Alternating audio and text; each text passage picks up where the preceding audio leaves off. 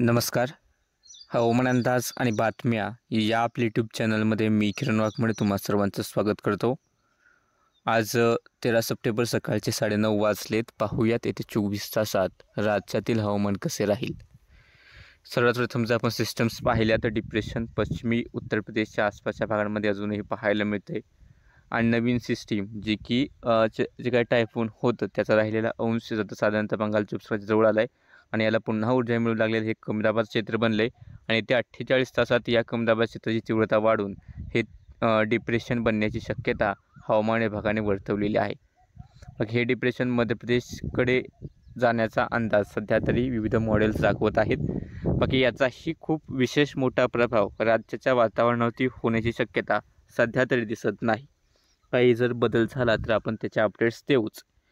बाकी राज्याच्या आसपास विशेष हवामान पडलेलं नाहीत आणि जर ढगाळ वातावरण जर पाहिलं तर इकडे सातारा पुण्याच्या काही भागाने हलके थेंब किंवा हलकी भुरभुर देणारे ढग आहेत, पण विशेष पाऊस किंवा खूप मोठ्या क्षेत्रावरती पाऊस अशी शक्यता इथेही नाही आणि राज्यात इतर ठिकाणी सध्या तशा प्रकारचे ढग दिसत नाहीत.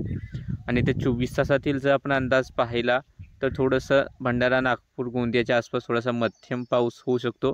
बाकी कोकणात हलका मध्यम, घाटात हलका मध्यम आणि राहिलेल्या राज्याच्या भागात क्वचित कुठेतरीच झाला स्थानिक पातळीवर ढग निर्मिती होऊन तर हलका पाऊस होईल. अन्यथा विशेष पावसाची शक्यता राज्यात दिसत नाही. आणि जर आठवड्याचा अंदाज जर पाहिला तर हवामान विभागाच्या मॉडेलनुसार कोकण, मध्य महाराष्ट्र, मराठवाडा, विदर्भात क्वचितच हलक्याशा पावसाच्या सरींची शक्यता आहे. सरासरीच्या तुलनेत पाहिलं तर कोकणात सर्वच ठिकाणी, मध्य महाराष्ट्र, मराठवाडा आणि विदर्भात सर्वच जिल्ह्यांमध्ये, राज्याच्या सर्वच जिल्ह्यांमध्ये नेहमीपेक्षा कमी पावसाची शक्यता या संपूर्ण आठवड्यासाठी दिसते.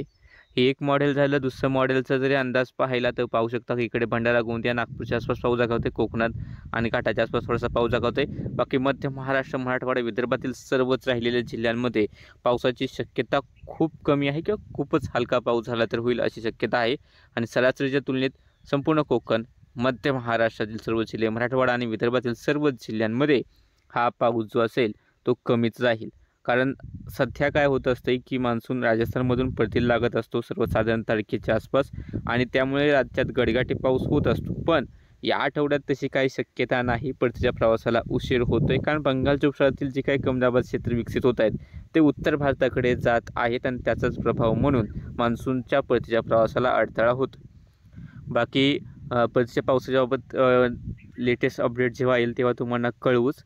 सध्याच्या अंदाजामध्ये इतकंच. दररोज हवामानाचे अंदाज पाहण्यासाठी चॅनलला सबस्क्राईब करा, व्हिडिओ लाईक आणि शेअर करायला विसरू नका.